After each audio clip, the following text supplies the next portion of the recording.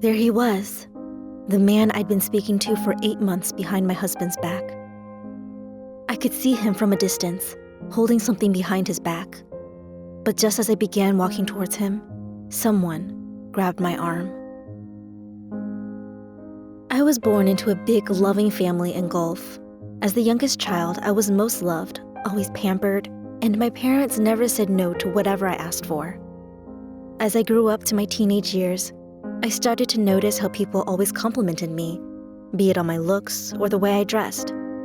Thanks to my genes and mixed culture, everyone who looked at me showered me with compliments.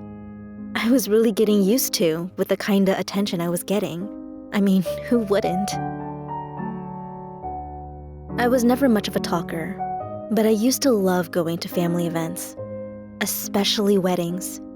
We would only get chances to attend weddings when we made our yearly trips to our native country, and that made these events even more exciting. And it was at one of these weddings where I met him. Sure, it was not the first time I ever saw him. He was my brother's childhood bestie.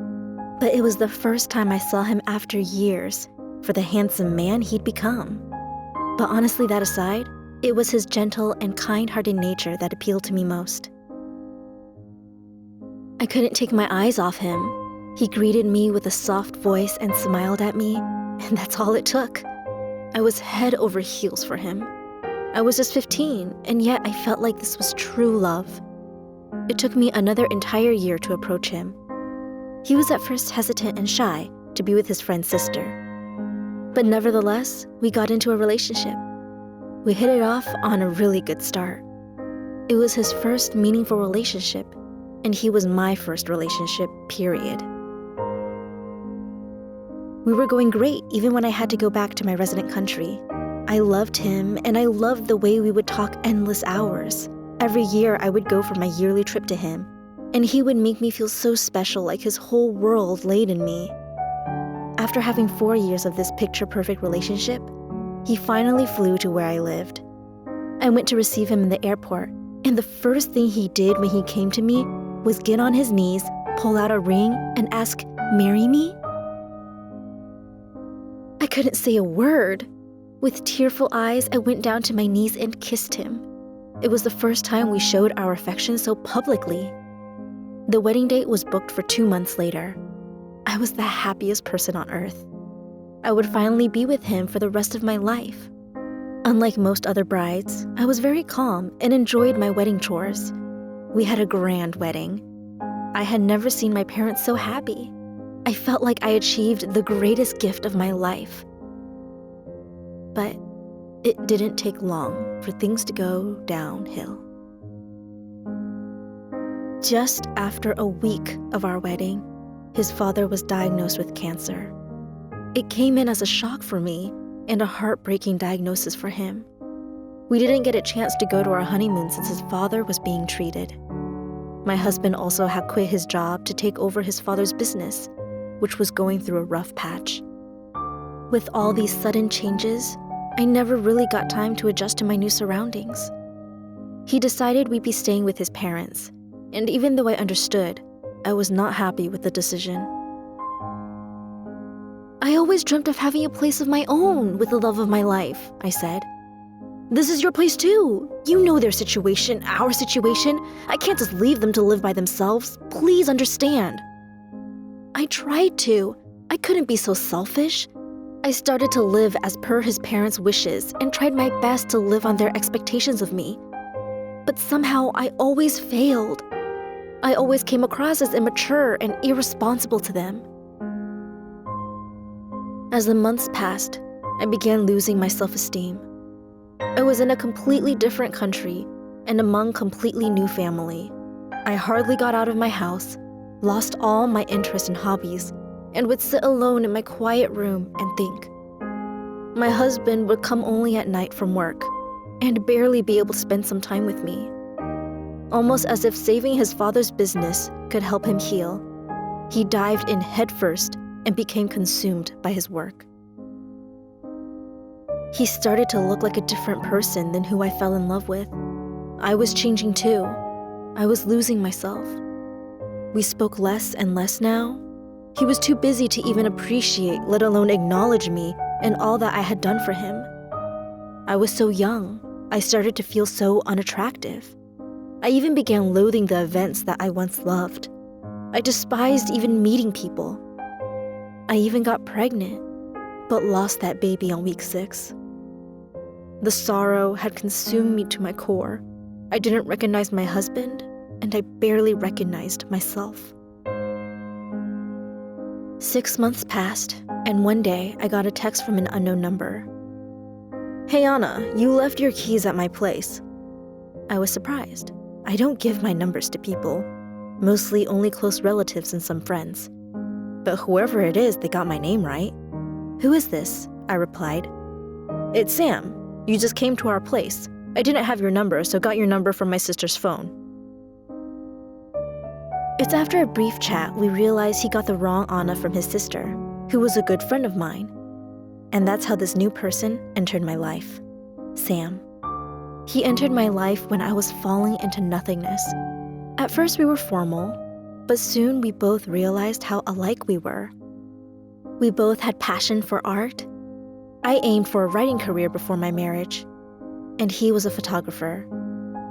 We both hated our conservative culture. We both lived our whole lives in Gulf. We grew so close so fast. I started telling him about my personal life, how suffocated I felt, and how I used to be, how I was blamed to be irresponsible. He always knew the perfect way to console me. We didn't exchange the pictures of each other for 2 months. We liked being kind of anonymous. Until one day, after having a really bad day, I texted him. I confessed that I felt miserable and wanted to escape this world. "Well, I think there might be something that'll change your mind about this world," he texted. I was a bit confused, until minutes later, when I got another text. It was an image of him. He was the definition of perfection, so good-looking that I kind of didn't believe it was him. I replied that he could have been catfishing me. Then he replied, "Let's video call then." We did, and it was him. He was just so, "Oh God, you're beautiful," was the first words I heard from him. I looked at myself in the mirror. All I saw was the reflection of a girl with puffy red face and messy long hair. He must be kidding me, but he wasn't. We spoke for 3 hours, and not once did he take his eyes off me. I couldn't keep my eyes off him either. He was so good-looking that it was intimidating. I was feeling butterflies. I was an emotional mess, and looking at him made me feel so vulnerable. I could hear red sirens behind my ears, warning me. But I just wanted someone to make me feel good. Feel something, anything. At least, that was the excuse I was giving myself. Sam was my secret, and I was his. He was 9 years older than me, yet he understood me like no one else. We both were kids who refused to accept this world as it is. We made our own world. We never spoke about the future. We only lived in the present.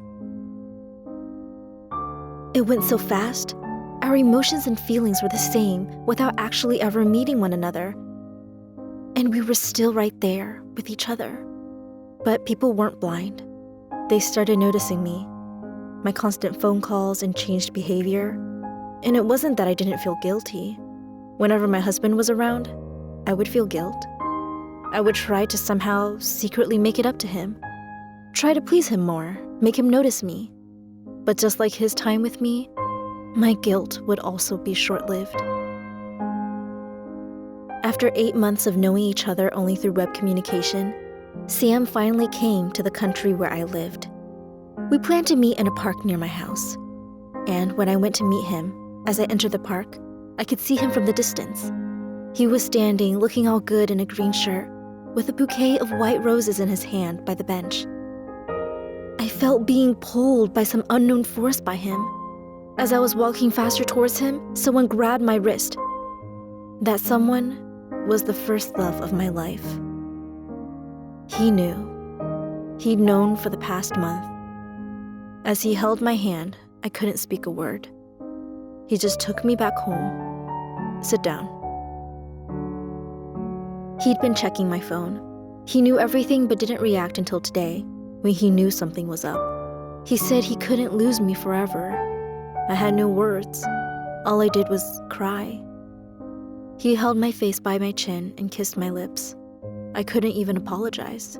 I couldn't even face him. We slept holding each other tight that night. We had to work things out. He was ready to forget everything if I was willing to forget everything. It was my mistake, but he knew he was at fault too. So much pressure was shoved onto his shoulders just as we got married. He was overwhelmed. As for me, I expected too much and took things too far. But now we've become closer. We've tried to improve our communication, patience, and support for each other. We're now looking for that rainbow after the storm by trying to conceive a baby. We've even made a pact to go on a small getaway every 3 months. I never texted Sam again. I don't know if he ever saw me leaving the park with my husband. Maybe that's why he never tried to contact me either. I don't know what happened in the later chapters of his life. I just hope that he is happy and content wherever he is, because no matter what, he did have an effect on my life. Relationships are made by love, built by efforts from both sides, but maintained by trust. Sam taught me that.